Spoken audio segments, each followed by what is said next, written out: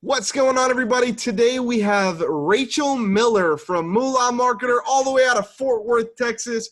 Rachel, what is it that you actually do and how do you generate revenue for Moolah Marketer?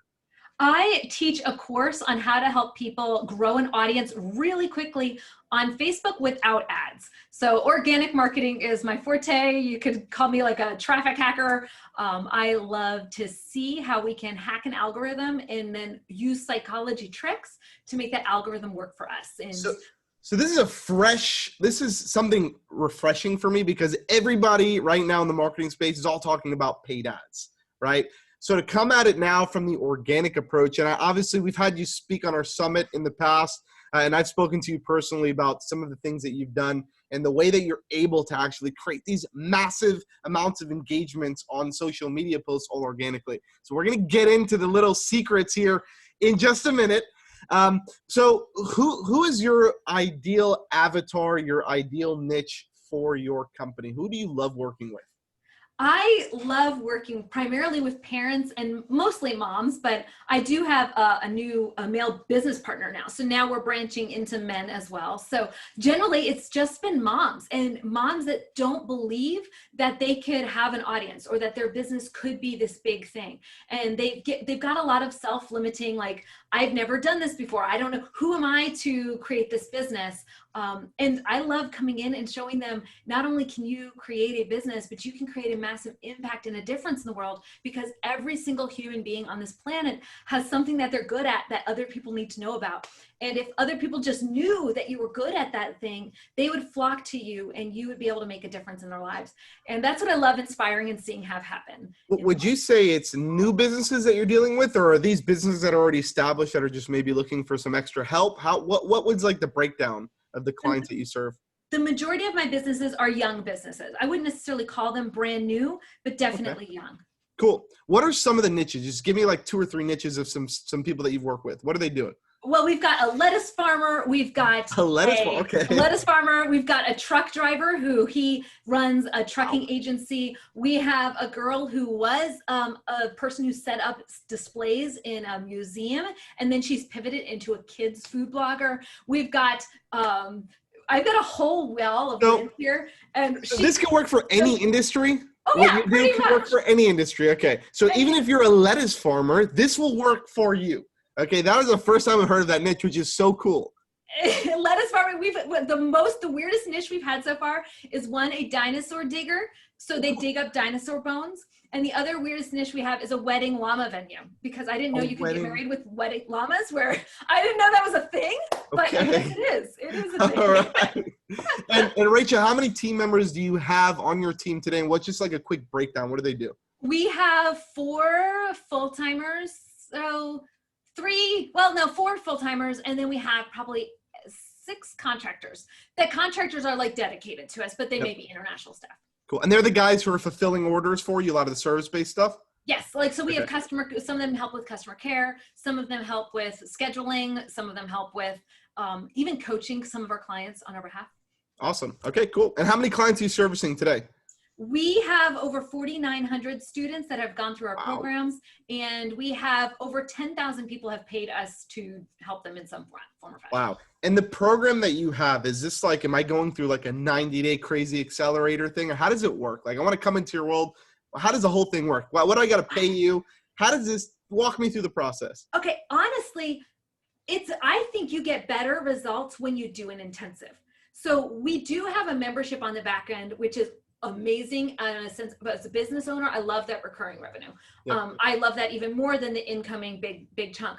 But for you to get the results that you need, and then also to piece out and go back and work on other parts of your business because you've gotten this set up, we have a 6 to 10 week program. Some people blow through it in like 6 weeks, but most people it takes 10 to 12 weeks to go through it. Cool. And what's the let's say, is that the first step in your value ladder, by the way? Is that the first entry level product that I'm coming into? Generally, people come in on either our app, which is a $4 a month program that gives you all the content you could ever want. Like, it's a copy and paste thing. So we give you literally hundreds, maybe even 1,000 now, something posts. You can just, so like, you're like, I'm a lettuce farmer. I need a post. What am I going to post about? I don't know anybody that can create lettuce content for me. And I literally give it to you and you just replace the blank with your word lettuce farming or That's mold cool. spores or insects on your lettuce. And you actually have content that you can deliver. So that's one of them. And then the other one is a challenge that gives you your first 100 people. Because that lettuce farmer, they feel secure that they can actually be successful when they can see that they got results. Gotcha. And so we give them their first 100, and then our program comes after that. So walk me through your value ladder. So it's $4 a month. I can come into your world and get all your social media posts, right? And then what the next tier up is your program, which you said is about a 6 to 10 week course, right? Yes. And is that a low touch course? So that's not you physically coaching, Oh no, right? I'm you're in there active too. in it. I'm coaching in it not every single day, but probably 3 times a week I'm live in the group. And then I also provide an hour of answering people's questions every single day in that group. And I offer coaches. So it's not just me. I have a team, and my team has multiple 6-figure businesses. The other girl has run, like, completely revolutionized a nonprofit space. And the other one is, he's number one in, like, octopuses, in the sense he has like an audience of 5 million right now. Wow. Across this platform. So yeah, my coaches aren't, they do this. They don't just teach it. That's awesome. And how much would it be if I wanted to get into that program? $1,000 is the investment to help you begin growing your audience organically. So you won't have to spend as much in ads in the future. Awesome. And is this like $1,000 that I'm in for life? Is this like a group that I'm in for life, or is this like 6 to 10 weeks and then 6 to 10 weeks, and then we move you into an alumni group? Okay, and that you have access to for a long time. We don't guarantee for life, because I know when I'm 80, I will not be doing this. Like, I can guarantee very few things in the world, but when I'm 80, I will no longer be doing this. So I'm not calling it a lifetime, but we do offer refreshers. And the reason why we don't have that be free or like always available is because we realized people thought they always have access, and so it's always up to date, but they weren't taking it. So they weren't applying it. Gotcha. So what we had to do is, we realized the Facebook algorithm changes at least every 2 years. So we kind of require you to re-up on the changes every 2 years for you to say that you're a graduate and that you're part of this and that you're qualified. So I want to dig a little bit deeper into this whole social media engagement stuff, because I think that is a super sexy thing to talk about. I think that most people purely focus on, like I said, the paid side. I'm a huge organic person.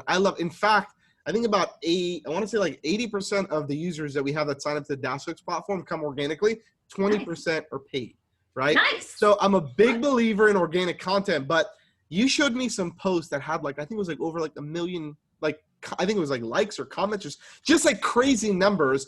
Can you walk me through 3 things that I can do right now that'll change my social media game? Like, give me like top level advice here real quick. Well, I'll give you the story of Sam. So Sam is a paint store, and I think she's one of the stories I think I told you. And Sam, this was 3-4 weeks ago. So it's recent. It's not like an ancient algorithm story. This happened just recently. Yep. Sam created content that her audience wanted to say about themselves. But before she did that, she had to find where her audience was most active. So she collected her audience using audience insights and niche neighborhooding and tactics that we use to collect people. So she collected people and she trained them to take action when they see her. So they see her content, they instantly engage. So she trained them and trained the algorithm to treat the posts that she puts out as high engagement content. After she collects that audience, then she says to that audience, what do you most want the world to know about you? She's not talking about her paint products and her craft products that she's selling to them. She is a paint store who, because of COVID, had to pivot, and her store was kind of like, ugh. And so she pivoted into a membership where she sends them a monthly supply of like a paint and a product. It's like so cool. Like, it's so mind blowing. Outside of the box right there. I know. And so she pivoted, but in that pivot, she's not telling them about how awesome her paint is. What she's doing is she's saying, who are you? What kind of product, what kind of person are you? And I'm going to talk about that with my content. And then she saw her content blow up. She literally reached 1 million people with her page of just 8,000 fans. So she had 8,000 shares. Actually, it was 10,000 shares of her content, because all of her fans were real fans who can't help themselves. They engage. I want to peel the onion back and go a little bit deeper on that real quick, the strategy, okay? So you said go out and find an audience. Now, am I like building an Excel sheet of people that I think would be my ideal audience? What am I doing there exactly? Excel sheets could work. What I want people to do is go onto Audience Insights. It's a free tool that Facebook gives you. Facebook ads. Go into the interest, write down the general interest, paint or cats. and then go to page likes and see what pages are similar. Yep. Then you're going to want to go to the activities tab and see which people of those pages has the highest level of activity. I don't want to target all cat owners. I want to target just the cat owners that see a cat page and can't help themselves. They have to like it. And that know all the other cat pages, so they'll share my content to those pages for me. And that when they see it, they're going to tag their friend.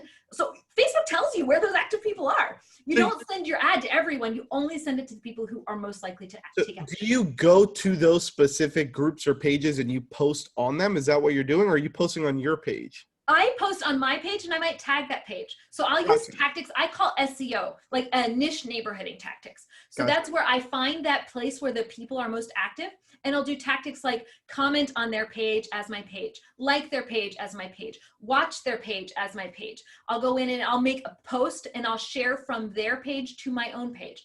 I'll make a post on my page that's original content, not shared, but I'll tag them in it and say how I was inspired by that other page. So when I do all of these tasks, there's actually like 15, 16 of those tasks. When I do them, Facebook looks at it and says, oh, she's so similar to this other page who all this activity is. We're going to start driving traffic from that page to her as well.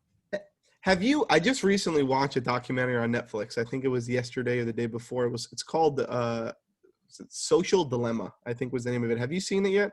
No, I haven't. I need to watch more TV. You should watch that. And basically it's a 2-hour documentary of them basically saying how Google, Facebook, Instagram, like how all these social media and data collection companies collect our data. They know literally everything about us. What's your opinion on the fact of these companies being able to collect that much personal data? Because the documentary, before you answer the question, the documentary was based on not them just collecting data, because everybody collects data, right? It's a normal thing to collect data, and then you can do really cool things with it. But what they were saying is they're collecting the data and they're changing a human's perception of the way that they use the platforms, and they're making it addictive to the point where the person is on social media more than they're in their real life, and then they're using that to display ads and make monetary value from that. And it's crazy because I'm a big social media person. We do a lot of business on social media. What are your thoughts on something like that? I think of people and the way that human beings are, and human beings crave connection. We don't want to be spammed, and spam is something that we don't see as authentic to us and relevant to us. Yeah. It's not spam if it's something that we want. It's only spam if it's something that we're not looking for. So what data collection does is it helps all of us get the content that we most want to see and we most want to engage with in front of our faces. And yes, that's addictive, but that's human nature, because we crave that connection. We crave that content that's most relevant to us. I don't want to see Dungeons and Dragons stuff in my feed because I'm not a Dungeons and Dragons person. Yep. My hubby and my son, they obsess over it. So for them, if they saw the newest Dungeons and Dragons like game set, it's not an ad. It's a holy moly. Did you see this? We got to go tag our friend. This is awesome that they just did da da da da. For me, that's spam. So I think that data collection is what everyone wants and everyone craves. And that's why social media platforms are giving it to us, because we don't want to be spammed. We don't want something that's unrelated in our feed. We want to feel connected in the world. And I'm not feeling connected when I see Dungeons and Dragons. I agree. But I agree. I am connected when I see an ad about like a social marketing tactic or something that's new. What's your favorite social media platform? Facebook by far. Number two would probably be, I just started playing a little bit on TikTok, but my number two, the one that are most active, is actually Pinterest. We actually reach over 50 million right now on Pinterest. Wow. I've never actually dabbled into Pinterest too much. I should. But I think we go Facebook, Instagram, and now I started playing around with TikTok a little bit too. It's fairly new to me. But I think Facebook is a big one for me. And I think it's also because of the groups element to it, the Facebook groups element. We have a big group on Facebook, and it's something that I love. I love going into Facebook groups. I love having a Facebook group. So that's been a big organic push for us too. So I can relate to you there. All right, next question. What is your favorite automation that you have in your business that either makes you the most money or saves you the most time? What's the favorite of the favorites? My favorite is actually the app that I made. We made it because we were trying to, I run I have a page for DIY home repair. I have a page, I used to have a page for preschoolers. I sold it. I have a page for crockpots. I have a page for cats. I have a page for a makeup store. I have a Wow. page for how, like mom tips and stuff. These are I have Facebook all of business these pages, audiences, right? and I also teach people how to build audiences. So I have all these audiences, and I needed a way to create content quickly without having to think about it, that I could outsource to somebody who, maybe my 13-year-old kid or someone who doesn't even speak my language. Yep. And that way I could have like cheap labor force to create my content, put this out, because I don't want to do it all day. So I made an app that basically created all of my content for me. That's cool. And that's my favorite tool. What's the app called? Postdeck.io. Postdeck.io. Awesome. Cool. Very cool. Saves me literally probably 35 grand a year, at least, in hiring another full-time person to run it. Very cool. And what is, for Moolah Marketer, okay, what is the number one thing that you do? Well, actually, you can say it because it's kind of what you do, the organic stuff. But is that how you generate clients for your own company? Are you doing these growth tactics? Yes, we use these tactics. I have multiple businesses, and some of my businesses I earn because I've set up these audiences, and they just passively drive revenue. It's not passive revenue in the sense it's leverage. I did the work in the past, built the audience, built the content, built the machine, and now it runs. So I've got that business, and then I also teach people how to grow audiences so they can create that same system. And I do both. All these leads that are coming in, right? All these leads, everybody wants to work with Rachel. Where are you putting them? How are you keeping organized? What CRM do you use? We use Infusionsoft. It's confusing. Cool. Yes, I know. I just don't know another one that does all of the things I want it to do. Hey, if it does what it needs to do, then it's a good software. That's the way that I look at it. It does. And what's your sales process look like? I know you have low touch stuff where people can come in and they can get a subscription to your software, which is pretty much no touch, and then maybe go into your $1,000 program, right? Yes. But what does your sales process look like to onboard one of these new customers for your business? It's completely automated. So what we have them, they join our free Facebook group, Grow Your Audience, and we've got like 50,000 people in there right now. Wow. They join the free Facebook group. They find out about the app. A lot of them go on and they purchase the app. They get on the app and it's addictive, and you start using it every single day, a couple times a day. And then we realize who the power users are, and we drive an ad to them. We have an evergreen process where they could see that ad that joins our webinar, or we have a launch. And during the live class is when I do the tutoring and the coaching and all that other good jazz. The students come in, they take the class, they get results, and that they tell others about us, and that's how we generate our buzz. How do you grow a group to 50,000 people? For people who are interested in growing a group, what's like the number one driving force between getting new members to join your group every day? We've helped literally hundreds of people grow groups into the tens of 20s of thousands. We have multiple people, probably at least over 24 who've grown groups to over 100,000. Wow. So the same tactics that you would use to grow a page, you can also use to grow a Facebook group. And we suggest that people wait to start the group until they can invite at least 200 to 400 people minimum that already want to be part of that group. Because we've seen so many groups, the reason why it's so hard to get it going is because it doesn't have enough people at the beginning, and you train people in your group not to talk. And so now your group is full of dead people. Yep. And so it's easier to actually start your group if you wait to start your group. Let's say for me, as an example, and I'm going to ask you this out of purely personal interest here. A group of 5,000 people, I think we're about to tip over 5,000 people, Marketer's Mindset by DashClicks, okay? 5,000 agency owners from all over the world. How do I get that to grow faster? Like, is there what's like the top thing that you can be like, where it's like post more, do this, drive traffic? Like, what can I do to get more people in that group? Like, what's the number one thing that you've seen that really fuels the joining of the members? Make sure that your group is all the accurate people. So for me, that might be purging 1,000 of those 5,000 if they don't speak your language, if they'll never be your actual clients. So you want the actual core group to be your perfect people. And then once you have that, then you're going to need to content stack. That's what we call, it's like a system of posting content that feeds the algorithm what it's looking for. So the algorithm is looking for likes of posts, because that means someone has a little bit of engagement. It's looking for comments. It's looking for what we call 3-liner comments. When somebody leaves a 3-liner, when they have that engagement, Facebook's more likely to show that content to other people who are their friends.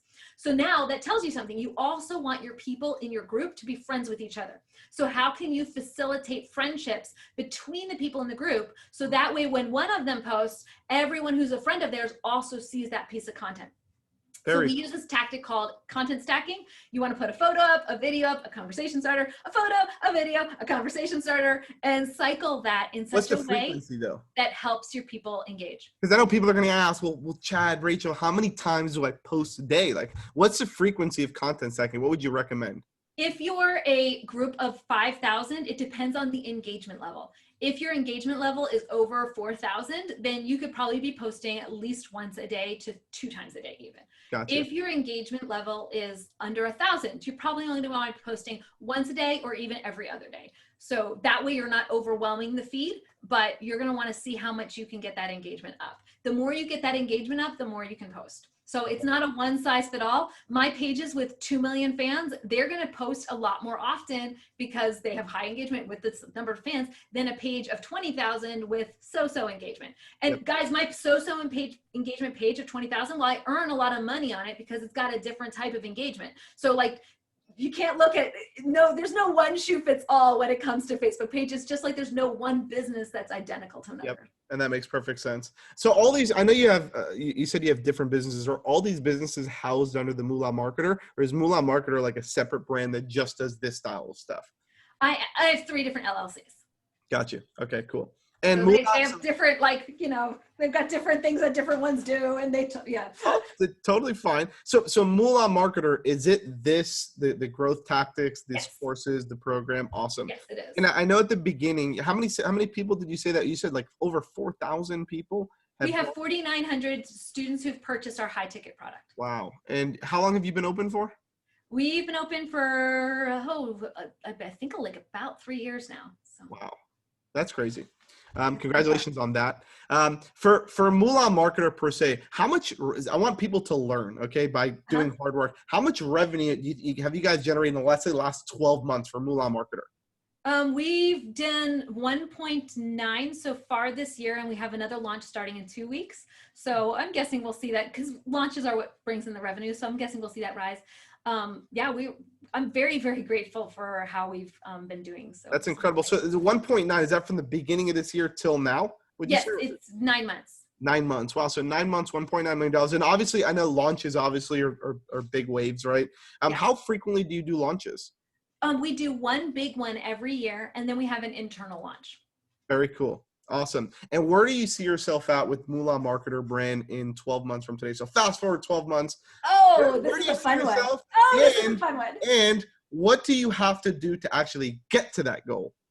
Well, I just brought on a business partner. I was looking for a business partner for a long time, and so I'm super grateful. I brought on a business partner who is a former traffic person for not the majority, but I would say names that every single person in this audience would recognize, at least one of the names that he's run the launches for. And we're talking $10 million launches. Wow. And he's done not one, but like over a dozen of them. So he's done the traffic for him. And so he's coming in as a business partner, and he's going to be we're hoping next year to roll out a paid version. So not only do we have organic, but now we also have a paid element. So now you can go to one stop and kind of get a certification on both. Very cool. I think that's actually, that's like a perfect fit, because you got the organic side and then you got the paid side. Very, very cool. Yeah.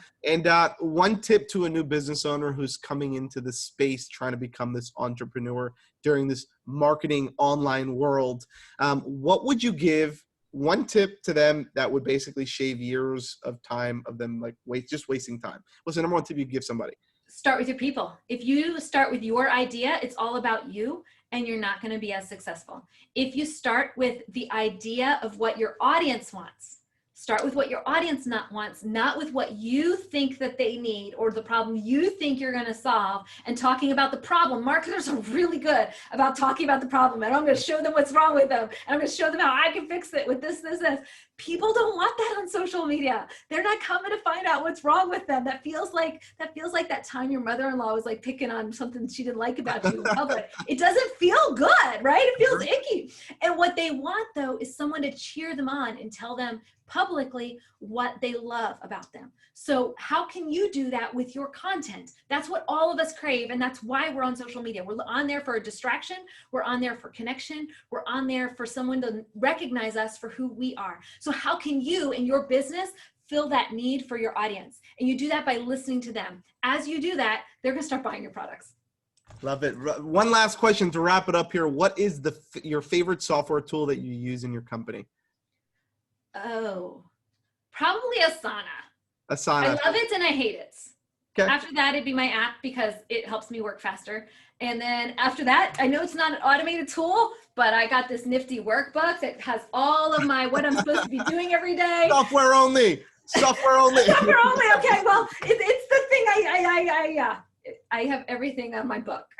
Ladies and gentlemen, you heard it first. Rachel Miller with Moolah Marketer, all the way from Fort Worth, Texas. Rachel, thank you once again so much for your time on this awesome special Marketers Mindset podcast. We look forward to having you here in 12 months as you double or triple your revenue, adding your paid side to it. Good luck on everything. And once again, thank you again for your time. Thank you. Thank you. Have a good one. Bye-bye.